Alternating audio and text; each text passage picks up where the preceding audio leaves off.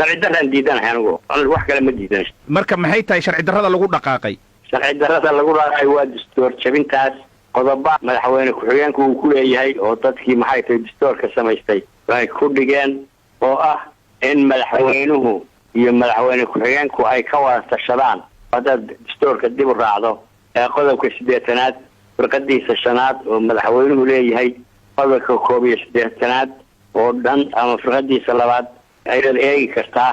waxaad ula jeedaa dastuurka qeexaya madaxweynaha iyo madaxweyne ku-xigeenka inay ka wada tashadaan haddii magacaabid la samaynayo heer wasiir ah ama taliyayaal ah ama xilka laga qaadayo mas'uuliyiin haddii xilka laga qaadayo haddii xil la siinayo heer wasiir iyo saraakiisha sare iyo wax allaale wixii digreeta ku soo baxa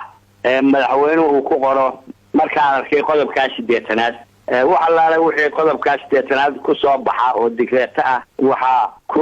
ansaxaysaa oo sharci ku noqonaysaa markay ka wada tashadaan madaxweynaha iyo madaxweyne ku-xigeenku magacaabistii hadda u dambaysay wasiirada iyo kuwa xilka laga qaaday warqadii lagu magacaabay hortaalla sidan bayna u qoran tahay madaxweynuhu markuu arkay dastuurka dowlad goboleedka Puntland qodobkiisa 8aad markuu arkay aqoontooda kartidooda iyo waayo aragnimadooda shaqo markuu la tashaday madaxweyne ku-xigeenka dowlad goboleedka Puntland oo adiga Axmed Karaash ah miyaanan lagula tashanin Axmedow adeer ma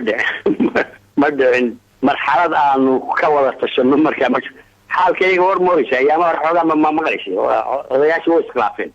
waan maqlayay bal ma xaqiijin kartaa adiga ma jiray khilaafka muddoba khilaafkaasi waa jiray khilaafkii annagoon ka wada hadlin oo isaga iman oo daaweyn miyaan wada tashan karnaa adaan kuu dhiibay tan dambe haynoo dambayso ee magacaabistii dhowaanta khilaafkan hore maxaa sabab u ahaa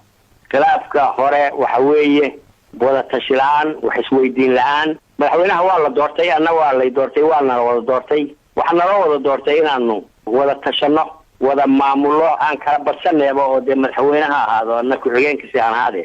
inaanu xoogaal u wada noqono waxa socda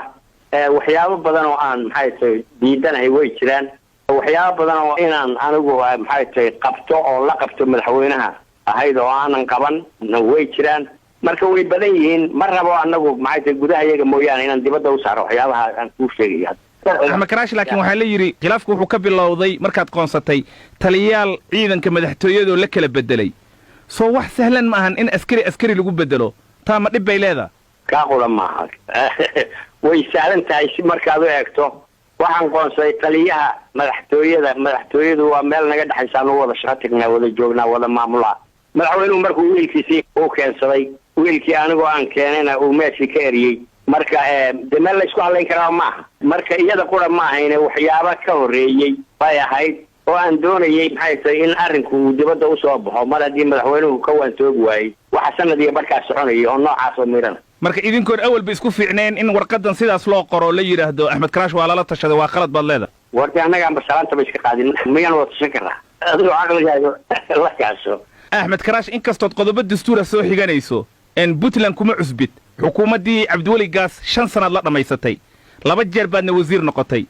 mar wasaaradda arrimaha gudaha iyo dawladaha hoose xil culus wadahaysay hadda madaxweyne ku-xigeen baad 2 sano ku dhow tahay odayna waa tahay oo ninkii la rabay inuu gacmaha hoos u dhaqo waa adiga Saciid Cabdullaahi intaad u tagtay oo hoos ula hadashay ma tiri adeer waxaan ka daa so many times timahaaga ka badan haye muxuu ku yiri marka aniga maayadadiyo kala u tagay adeerow meeshan ana madaxweyne ka ah buu yiri sidoo u dhaqmayana dee waa u egtahay ma aduu kugu yiri Saciid kale aniga adigu sidaa kugu yiri ana meesha madaxweyne ka ah nacam hadda maxaad yeelay Axmedow hadda waxaan yeelayaa dee oday baan haysaa adii sheegayso oday baan haysanadii barkaana odaytinimadaasaan wax ku soo waday waxaan dastuurka iyo sharcigaasaan ilaalinayaa kaasuma ku taagna